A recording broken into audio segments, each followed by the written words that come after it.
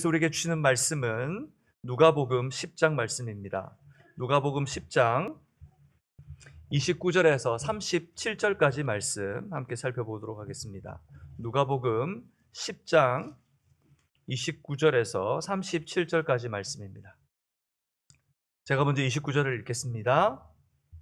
예수께서 이르시되 그 사람이 자기를 옳게 보이려고 예수께 여짜오되 그러면 내 이웃이 누구이니까?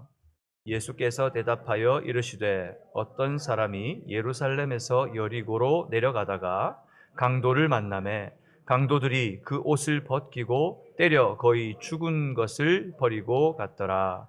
마침 한 제사장이 그 길로 내려가다가 그를 보고 피하여 지나가고 또 이와 같이 한 레위인도 그곳에 이르러 그를 보고 피하여 지나가되 어떤 사마리아 사람은 여행하는 중 거기 이르러 그를 보고 불쌍히 여겨 가까이 가서 기름과 포도주를 그 상처에 붓고 싸매고 자기 짐승에 태워 주막으로 데리고 가서 돌보아 주니라.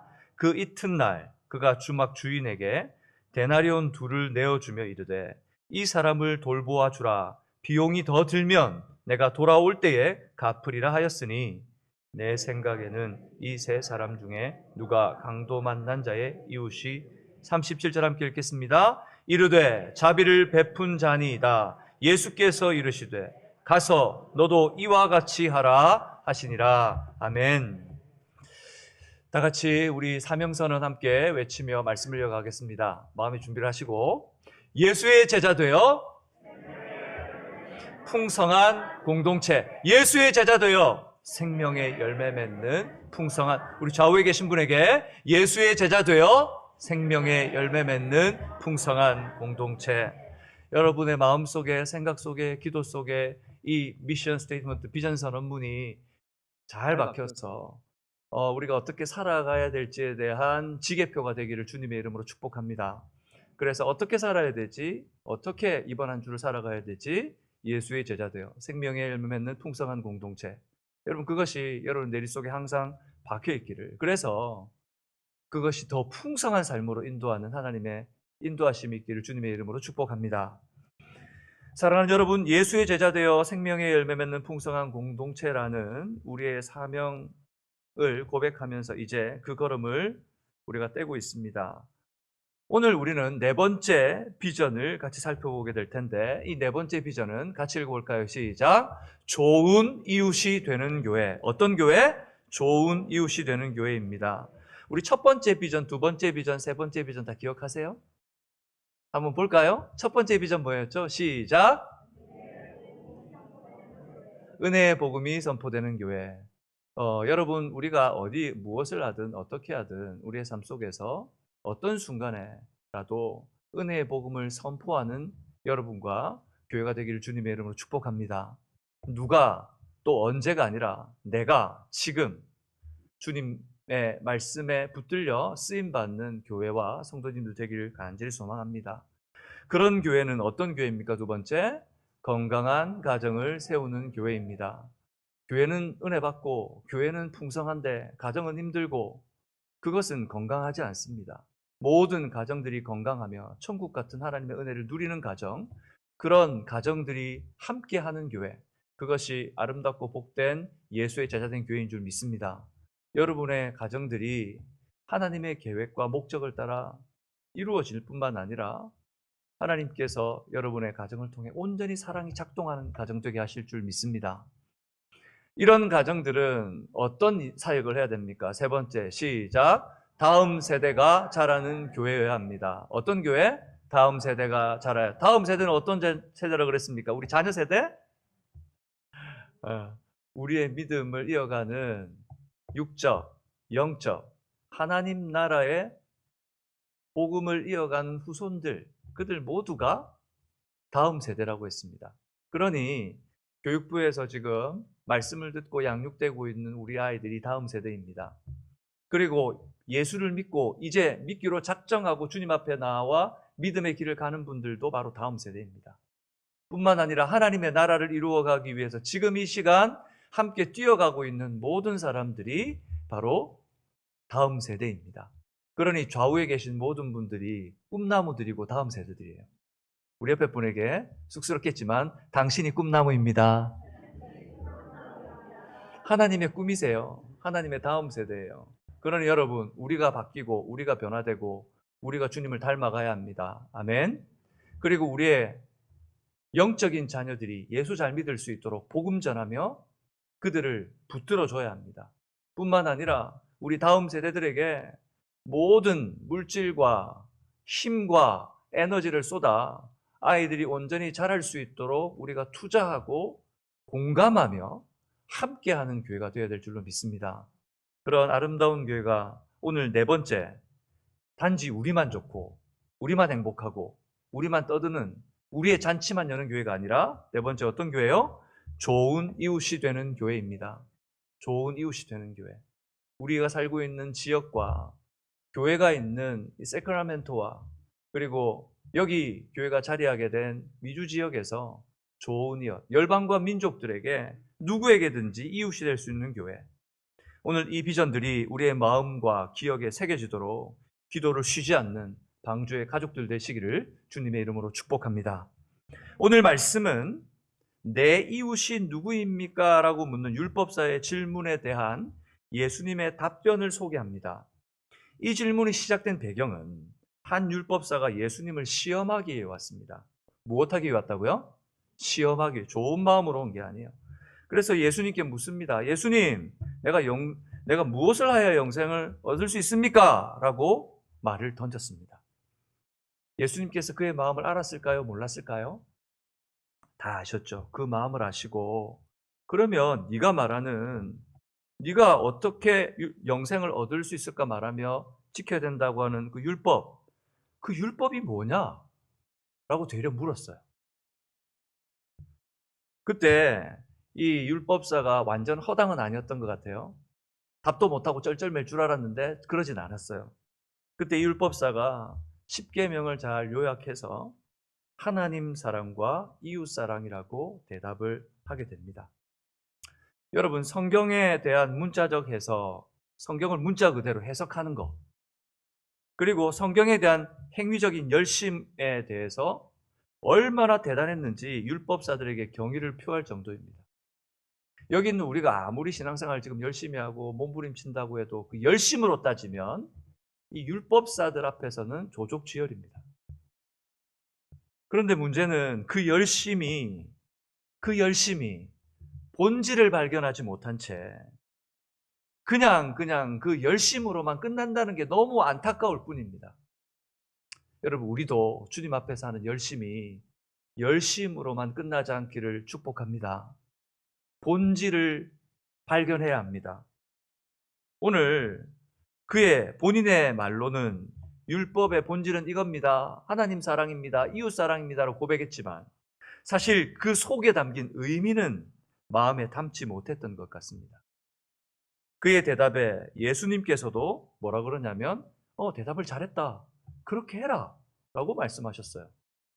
근데 예수님께서 그렇게 말씀했는데 이 사람의 마음에 그게 전혀 들어오지 않았어요. 그래서 이 사람이 뭐라고 말하냐면 되려 예수님께 묻습니다. 내 이웃이 누구입니까? 내 이웃이 누구입니까? 라고 물었던 이 사람의 물음에 예수님께서 대답해 줬더니 오늘 성경을 한번 볼까요? 성경 한번 볼까요? 우리 36절 한번 읽어볼까요? 37절입니다. 시작. 이르되 자비를 베푼 자니이다. 예수께서 이르시되 너도 이와 같이 하라 하시니라.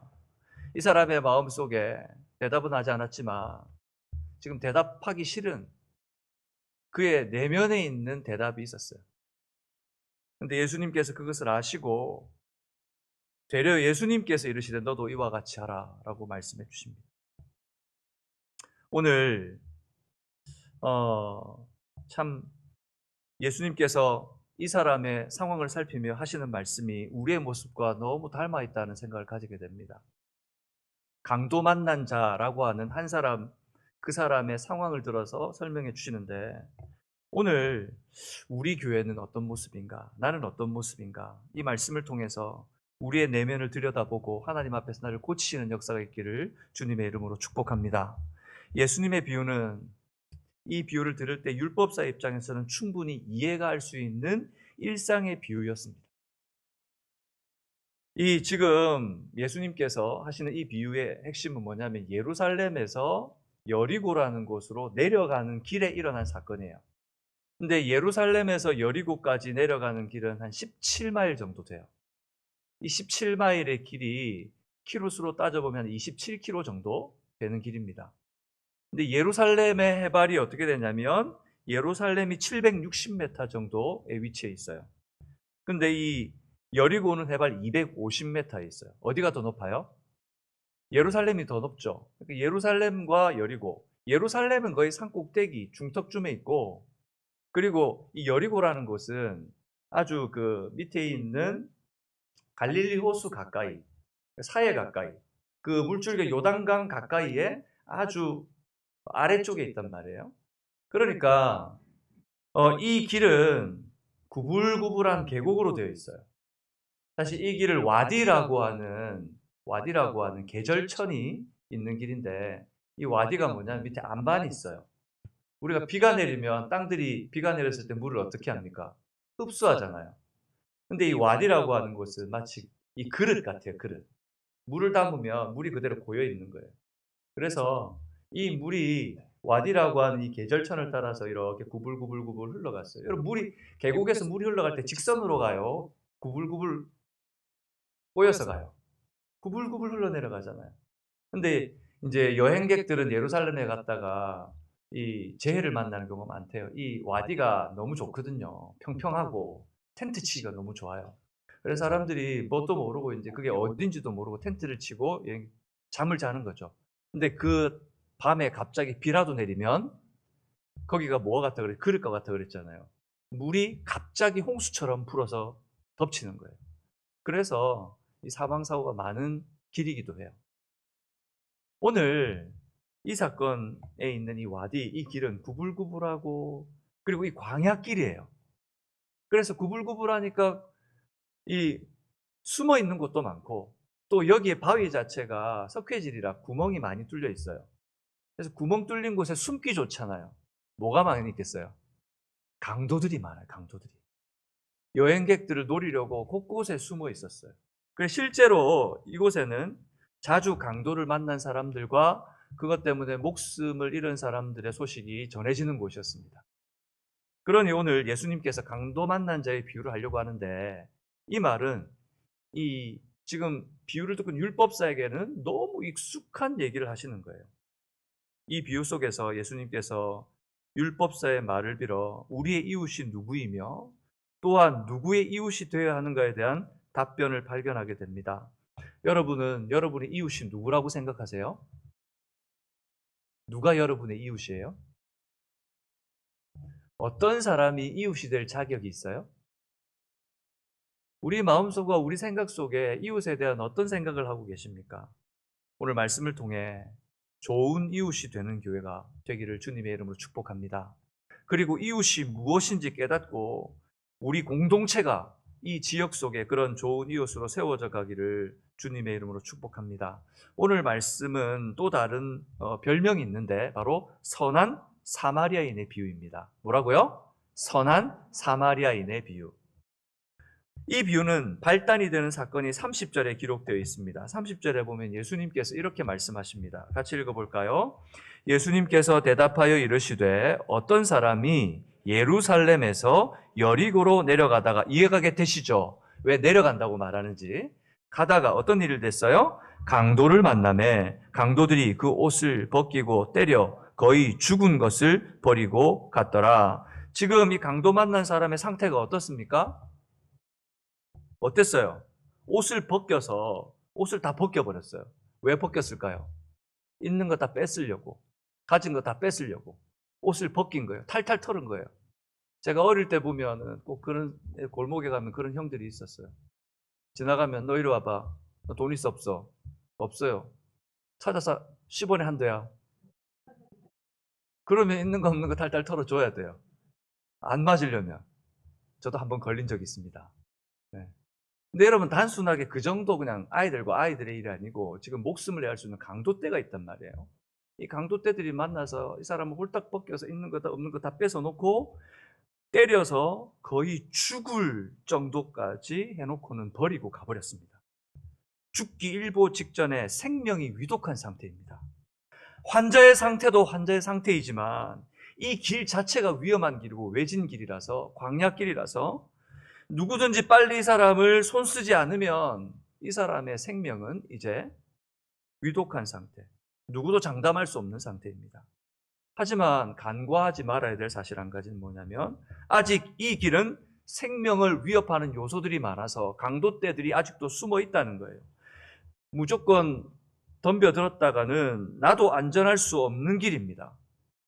여러분 같으면 어떻게 하겠습니까? 여러분 같으면 어떻게 하시겠습니까? 그런데 마침 이때 길을 지나가던 사람들이 있었습니다. 31절에 보니 여러분 눈으로 한번 보세요. 31절. 첫 번째는 누가 지나갔습니까? 한 제사장이 지나갔습니다. 그리고 32절에 보니 또 누가 지나갑니까? 한 레위인이 지나갑니다. 여러분, 우리의 상식적으로 이 두 사람은 어떤 사람들입니까? 어떤 사람들이에요? 제사장과 레위인. 하나님께서 특별히 백성들 가운데서 구별하여 세우신 택함 받은 사람들이에요. 하나님을 예배하고 성전에 섬기며 거룩한 하나님의 일을 하도록 하나님께서 부르시는 레위인과 제사장들이었습니다. 그러니 당연히 그 정도의 믿음과 신앙이라면 오늘 강도 만난 사람들에게 어떻게 해야 되겠습니까? 여러분, 우리 교회에 목사님과 전도사님들, 특별히 말씀 전하라고 섬겨줬고 우리 교회 리더들, 정말 믿음이 좋은 우리 장로님들, 안수 집사님들인데 우리가 그분들에게 어떤 믿음과 신앙 인격이 있을 거라고 생각합니까? 그런데 그들의 태도는 어떻게 나타납니까? 우리 31절 볼까요? 여러분의 성경으로 봅시다. 31절 같이 읽어봅시다. 시작. 마침 한 제사장이 그 길로 내려가다가 어떻게 했습니까? 그를 보고 피하여 지나가고. 32절 또 이와 같이 한 레위인도 그곳에 똑같이 했습니다. 어떻게? 그를 보고 피하여 지나가되. 이 두 사람이 어떻게 했느냐? 그를 보고 피하여 지나갔습니다. 그 사람을 봤습니다. 생명이 위독하고 죽을 것 같았습니다. 아니, 죽었다고 단정 짓고 싶었습니다. 그래야 피하여 갈 수 있으니까. 그리고 그 사람을 피합니다. 다른 성경에는 the other way라고 얘기해요. 아예 다른 길로 가버렸다고 얘기해요. 그리고 어떻게 해서 지나가 버렸습니다. pass away. 어떤 신학자들은 이 사람들의 행동을 조금 더 부드럽게 표현하고 싶었던 것 같아요. 그들이 성전에서 하나님을 섬겨야 하기 때문에 이 제사장과 레위인들이 죽은 것처럼 보이는 그 사람이 부정하게 여겨졌기 때문에 그냥 갔을 겁니다 라고 표현하는 사람도 있습니다. 그런데 여러분, 이 사람들이 성전을 섬기기 위해 올라가고 있습니까? 성전을 다 섬기고 내려가고 있습니까? 모든 성전의 섬김을 마치고 내려가고 있는 중이었어요. 뿐만 아니라 심지어 제사장들은 버려진 시체를 매장할 의무가 있었어요. 그런데 이 사람들은 한마디로 무관심하고 무정함으로 모른 척 한 것뿐이었습니다. 우리는 어떤가요? 우리는 어려움 당한 사람, 주위 이웃들 보면 우리는 어떤 모습으로 대하고 있을까요? 그런데 한 사람이 여행하는 중에 거기를 지나게 되었습니다. 오늘 성경 한번 볼까요? 33절입니다. 같이 읽겠습니다. 여러분의 눈으로 성경을 보시고 시작. 어떤 사마리아 사람은 여행하는 중 거기 이르러 그를 보고 불쌍히 여겨. 지금 이 사람이 뭐 하는 중입니까? 여행하는 중입니다. 이 사람이 여행한다고 하는 것은 여러분 여행해 보셨죠? 여행해 보시면 알 거 아니에요. 텐트를 가지고 그죠? 뭔가 가서 야영을 해볼 거라 집을 떠난 사람들이 딱 3일만 딱 지나면 어디 가고 싶습니까? 집으로 돌아가고 싶어집니다. 떠날 때는 이제 집에서 벗어난다. 아유, 이제 자연으로 간다. 3일 뭐예요? 3일이 뭐예요? 그날 밤에 그냥 모기가 뜯고 그냥 벌레가 나타나고 하면 집에 가자고 그러죠. 그런데 이 사람이 지금 여행 중이었단 말이에요. 그 당시의 여행은 지금처럼 차를 몰고 갑니까? 잘 준비되어 있긴 합니까? 여행 중이었기 때문에 스스로 누군가를 돌보기는커녕 케어하기는커녕 본인도 여의치 않은 상황이었을 거란 말이에요. 게다가 그는 유대인들이 경멸하는 어떤 사람이었습니까? 사마리아인이었습니다. 이 말을 듣고 있는 율법사는 이 말을 듣다가 큰 충격에 빠졌을 거예요. 오늘 이 상황을 보는 우리도 참 충격스럽습니다. 그리고 이 말을 듣고 있던 율법사에게 예수님께서 마지막에 질문을 하십니다. 36절 같이 읽어볼까요? 내 생각에는 이 세 사람 중에 누가 강도 만난 자의 이웃이 되겠느냐? 여러분이라면 오늘 이 이야기를 다 듣고 나서 지금 저와 함께 말씀을 나눴잖아요. 강도 만난 자의 이웃이 누구예요? 물어본다면 누구라고 대답하시겠어요? 물어볼게요. 강도 만난 자의 이웃이 누구예요? 그게 정상적인 대답이에요. 레위인 지나가고 제사장 지나가고 사마리아 사람 지나갔는데 누가 이웃이 되겠느냐 물으면 사마리아 사람 이렇게 대답해야죠. 그런데 이 사람 어떻게 대답합니까? 37절 같이 읽어볼까요? 시작. 이르되 자비를 베푼 자니이다. 뭐라고요? 대답하기 싫은 거예요. 대답하기 싫은 거예요. 아니 다른 사람도 아니고 사마리아인이 유대인에게 어떤 존재인데 대답하기 자존심 상하는 거예요. 그래서 뭐라 그래요? 자비를 베푼 자입니다. 우리가 살아가다 보면 내가 정말 싫어하는 사람이 있는데 옆에 다른 사람과 막 이야기하고 있는 그 사람이 내가 정말 싫어하는 사람 얘기하면서 그 사람이 칭찬을 막 하는 거예요. 그럼 여러분 눈빛이 어떻게 돼요? 도끼눈이 돼요. 도끼눈. 그렇게 말하는 사람이 미워져요. 내가 미워하는 사람 보고 내가 미워하는 사람 말하고 내가 미워하는 사람 생각하면 우리도 다르지 않잖아요. 이 율법사도 한마디로 하면 열받은 거예요. 이 사람이 왜 왔습니까? 예수님 시험하러 왔습니다. 그런데 오히려 시험받게 생겼습니다. 아니 지금 사마리아 사람이라고요? 자비를 베푼 자입니다. 그의 입으로 인정하기에는 쉽지 않아 보입니다. 그렇다면 오늘 우리 교회는 어떤 모습입니까? 교회를 향해 누군가 질타를 하고 인터넷상에서 공격하면 똑같이 응수하며 답글을 달아내는 모습을 봅니다. 그것은 오늘 모습에 빗대어 볼 때 누구의 모습과 닮아 있습니까? 오늘 우리는 세상을 향해 어떤 모습입니까? 좋은 이웃이 되는 교회의 모습이 어떤 것인지 오늘 이 말씀을 통해 찾을 수 있는 여러분 되시기를 주님의 이름으로 축복합니다. 첫 번째는 같이 읽겠습니다. 시작. 이웃과 함께 울고 함께 웃을 수 있는 사랑을 나누는 교회입니다. 다 같이 시작. 이웃과 함께 울고 함께 웃을 수 있는 사랑을 나누는 교회입니다. 율법사는 예수님에게 내 이웃이 누구입니까? 라고 질문했습니다. 내 이웃이 누구입니까? 예수님이 다시 그에게 묻습니다. 누가 그의 이웃이냐? 그의 물음을 바꿔 질문하고 있는 거예요. 지금 율법사는 나의 라고 말했는데 예수님께서는 나의가 아니라 모든 사람들은 이웃이어야 하는데 누가 참 이웃이냐라고 묻는 겁니다. 지금 자기 중심적으로 자기를 누군가 케어해주고 자기에게 어떤 이웃이 어떤 사람이 이웃이 될 만한 자격을 갖추었는지에 대해서 예수님께 물었는데 예수님은 되려 모든 사람은 이웃으로 행하여야 하며 지금 오늘 이 사람의 이웃이 누구냐라고 묻고 있는 거죠. 예수님의 이 질문은 자기 중심적인 그 중심을 날카롭게 파헤치며 그의 마음을 뒤집어 놨을 것입니다.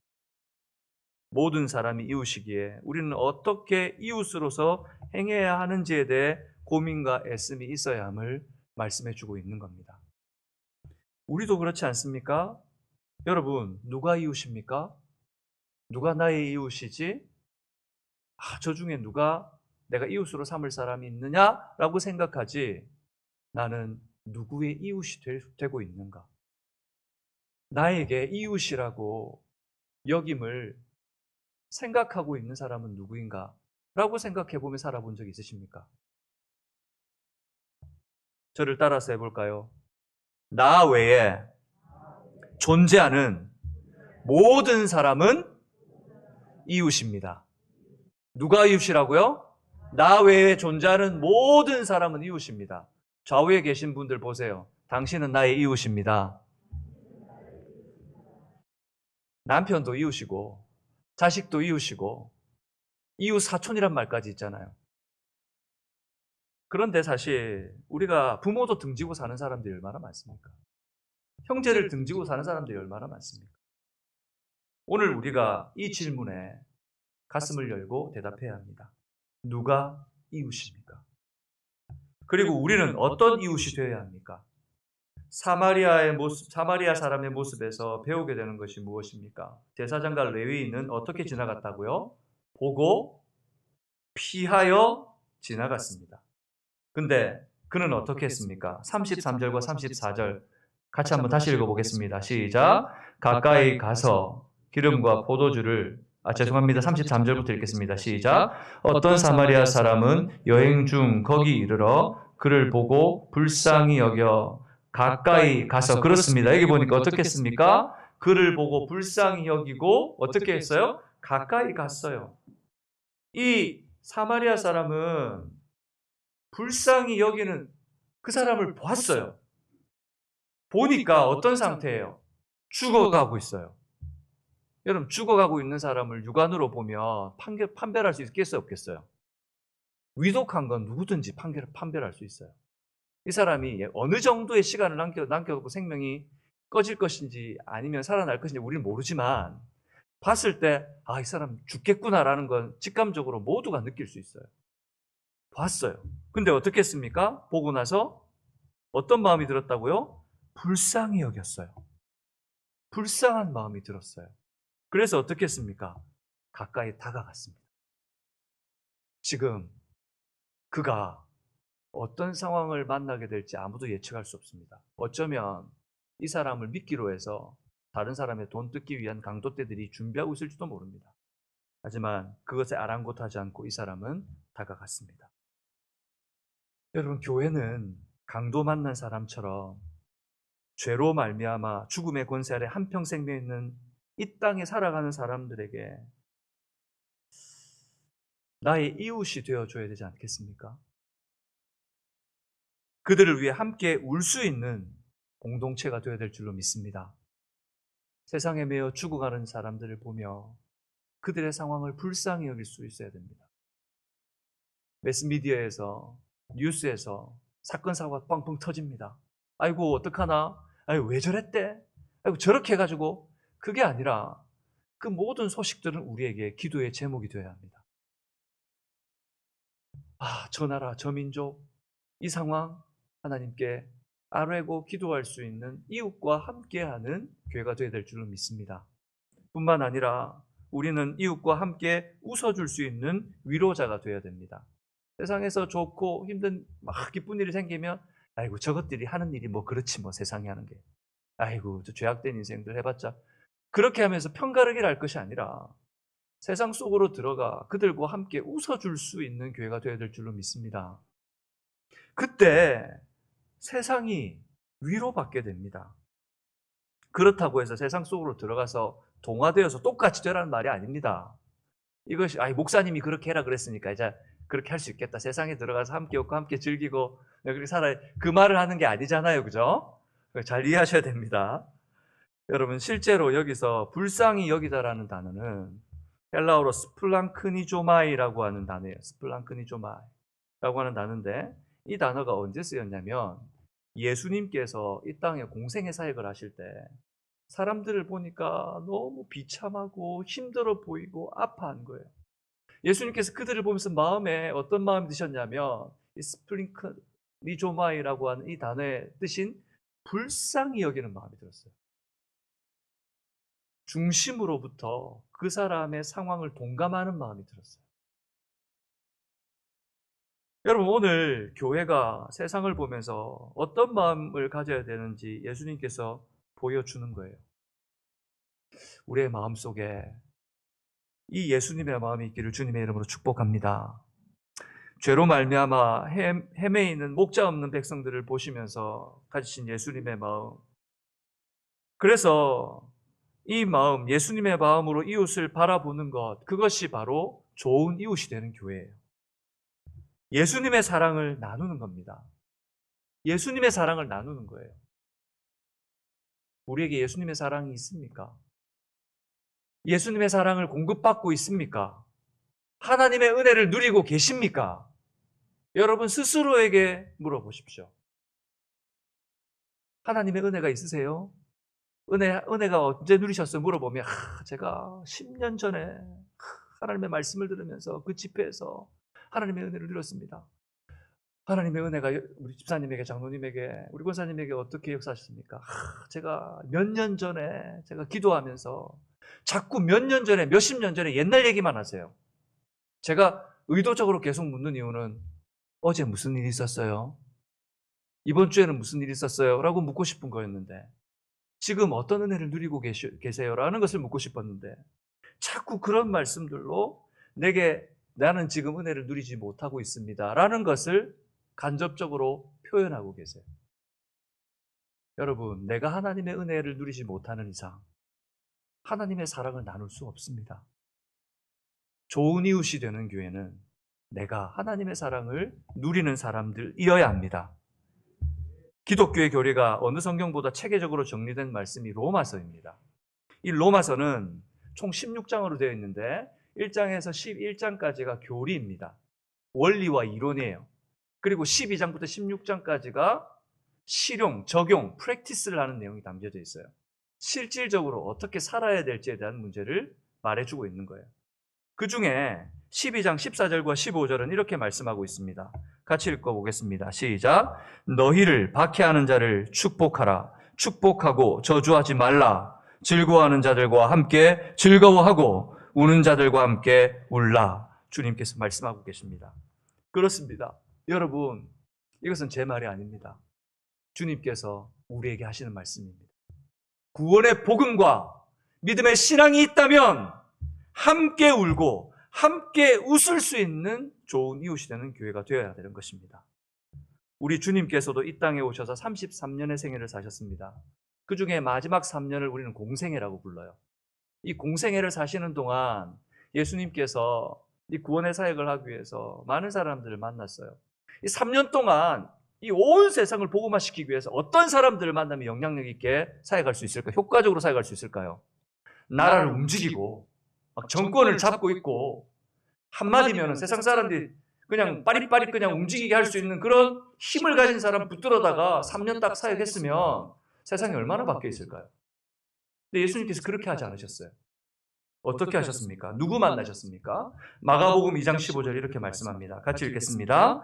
그의 집에 앉아 잡수실 때에 많은 세리와 죄인들이 예수와 그의 제자들과 함께 앉았으니 이는 그러한 사람들이 많이 있어서 예수를 따르니라. 예수님 주위에 따라가면서 운집해가지고 예수님의 제자가 되기 원했던 사람들은 그런 사람들이 아니었습니다. 세리와 죄인들, 사람들이 삿대질하는 사람들, 수많은 율법을 만들어 놓고 종교 지도자들은 지키지도 못하면서 많은 사람들에게 죄인이라고 말하고 있는 소외받고 힘없고 그리고 책임져 주지 않는 그 사람들, 주님께서는 그들을 만나셨습니다. 예수님의 3년의 사역은 사람을 만나는 것조차 사명이셨습니다. 그렇다면 좋은 이웃이 되는 우리에게 어떤 삶이 비전이 되어야 될까요? 바로 좋은 이웃이 되는, 함께 웃고 함께 울어줄 수 있는 교회가 되는 것입니다. 우리 방주선교교회가 그런 좋은 이웃이 되는 교회가 되기를 주님의 이름으로 축복합니다. 한 사마리아인이 강도 만난 자에게 취한 일을 오늘 말씀은 자세히 기록하고 있습니다. 34절 이렇게 말합니다. 죄송합니다 여러분. 우리 두 번째 같이 읽겠습니다. 제가 스피커로 넘어갔네요. 같이 읽어보고 시작. 복음으로 세상을 변혁시키는 소망이 되는 교회입니다. 좋은 이웃이 된다는 것은 무엇으로? 복음으로 세상을 무엇시켜서? 변혁시켜서 세상에 무엇이 되는 교회? 소망이 되는 교회입니다. 오늘 말씀해 보면 한 사마리아인이 강도를 만난 자에게 34절에 보니까 어떻게 대했는지를 표현하고 있어요. 34절 읽어볼까요? 시작. 가까이 가서 기름과 포도주를 그 상처에 붓고 싸매고 자기 짐승에 태워 주막으로 데리고 가서 돌보아 주니라. 먼저 그는 가까이 갔습니다. 가까이 갔어요. 위태한 사람의 상태를 정확히 파악했습니다. 여러분, 피가 낭자했을 거고 얼마나 손대기도 가까이 가기도 두려웠을까요? 자기도 지금 피곤한데 그 사람이 가까이 갔습니다. 죽어가는 사람일지라도 그냥 지나갈 수가 없어요. 마음에 생명을 귀하게 여기고 포기하지 않아야 된다는 마음이 들었습니다. 즉시 그는 배낭에서 그가 여행 중에 준비한 기름과 포도주, 자기가 먹고 지탱해야 될 이것들을 꺼내어서 그 사람에게 상처에 붓고 치료해주고 그 생명의 위협을 받는 요소로부터 응급조치를 취합니다. 숨가쁜 시간이 잠시 지나갑니다. 그리고 그 사람을 들쳐매고 여관으로 뛰어갑니다. 얼마나 멀었을까요? 그리고 그 사람이 회복될 수 있도록 자신이 가진 모든 것을 들여 비용을 들여서 이 사람을 회복시켜달라고 부탁합니다. 제대로 그 사람을 살펴보고 필요한 조치가 무엇인지 지금 꺼리낌 없이 해내고 있습니다. 여러분, 교회가 이 일을 해야 되지 않나요?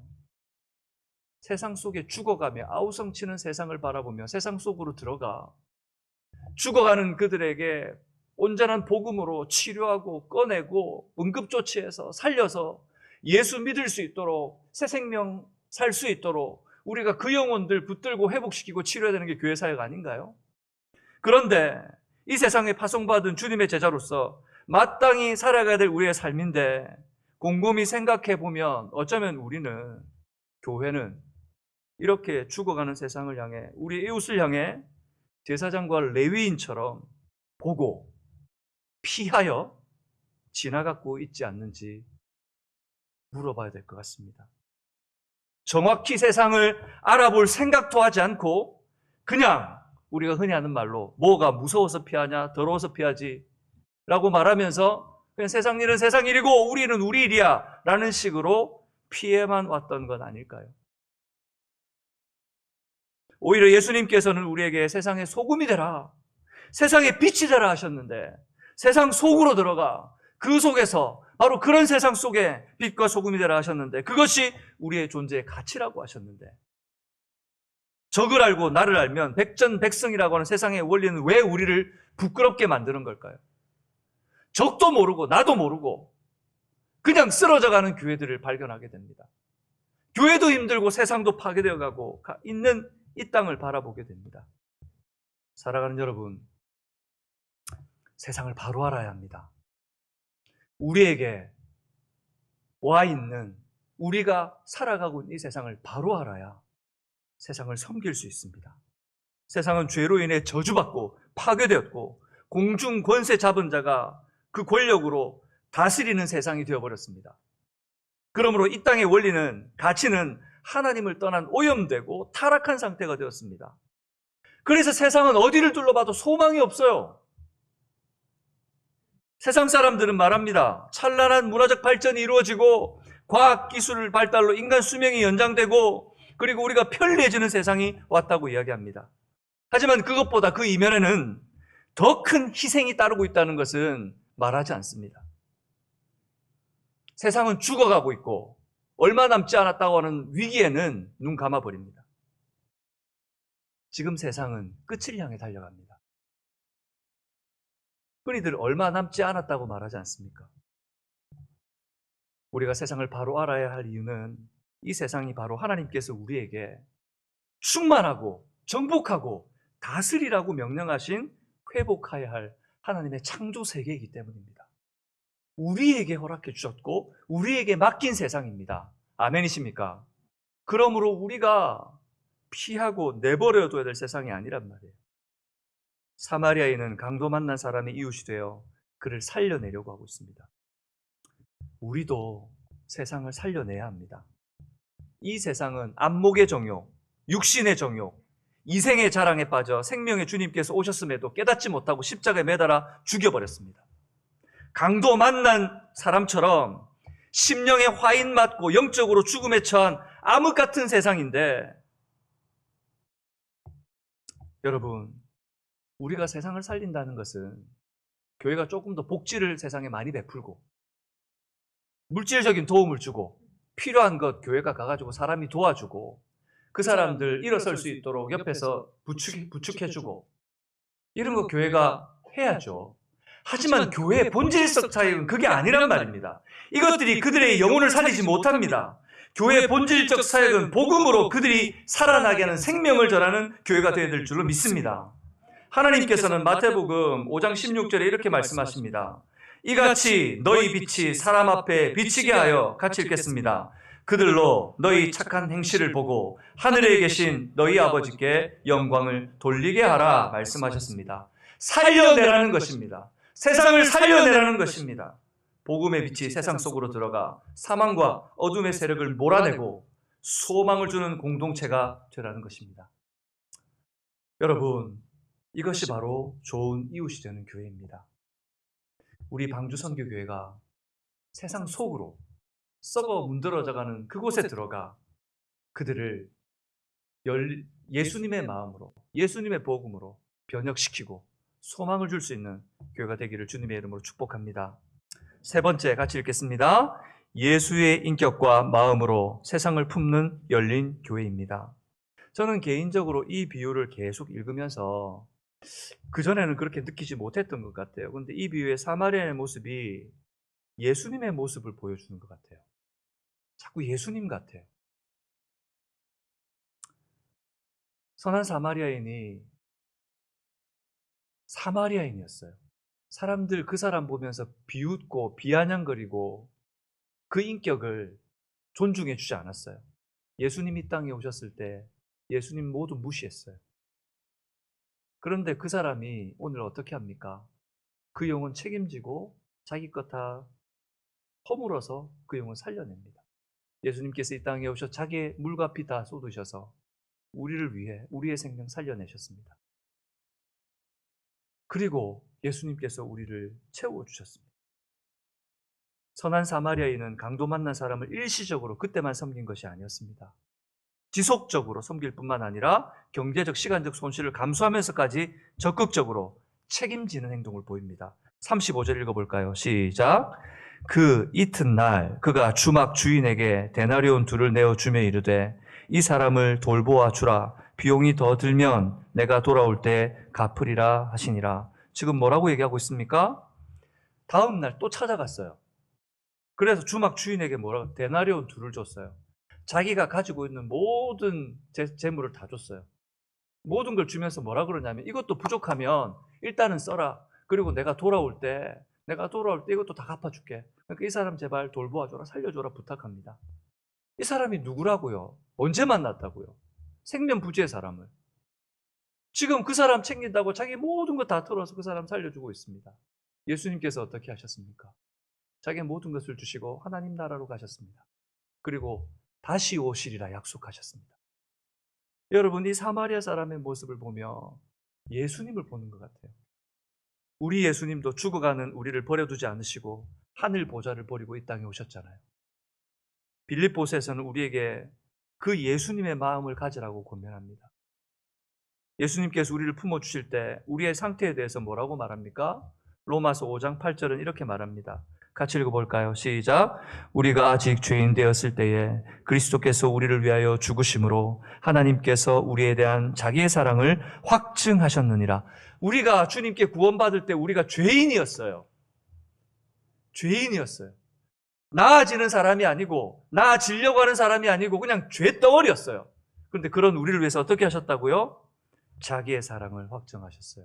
그런 우리를 위해 죽어주셨어요. 아무런 조건 없이 온유하고 겸손한 마음으로 우리를 사랑해 주시고 자신의 몸과 피를 흘리심으로 책임을 다하심으로 우리가 구원 얻는 하나님의 자녀가 되게 하셨습니다. 그러므로 우리는 예수님의 말과 인격과 마음으로 세상을 품는 교회가 되어야 합니다. 말씀에 눈과 귀가 열리고 성령의 인도하심을 통해 누구에게든지 열린 교회가 되어야 됩니다. 조건 없이 받아주고 찾아가며 품어주고 사랑하고 위로하고 안아줘야 합니다. 교회 문턱이 높아지고 우리가 세워놓은 규칙과 우리가 세워놓은 전통으로 혹시 그 영혼들을 막아서고 있지는 않는지요. 그래서 성경의 기자는 믿음의 주요 온전케 하시는 주가 되시는 예수를 바라보라고 외치고 있는 것입니다. 예수만 바라보아야 합니다. 예수만 바라보십시오. 예수만 따라가야 합니다. 그것이 좋은 이웃이 되는 교회입니다. 썩어져가는 세상과 세상 속의 사람들과 이슈들을 예수님의 마음으로 다 품어낼 수 있는 교회, 그런 아름다운 좋은 이웃이 되는 교회가 되기를 주님의 이름으로 축복합니다. 말씀을 맺겠습니다. 우리는 어떤 교회가 되어야 합니까?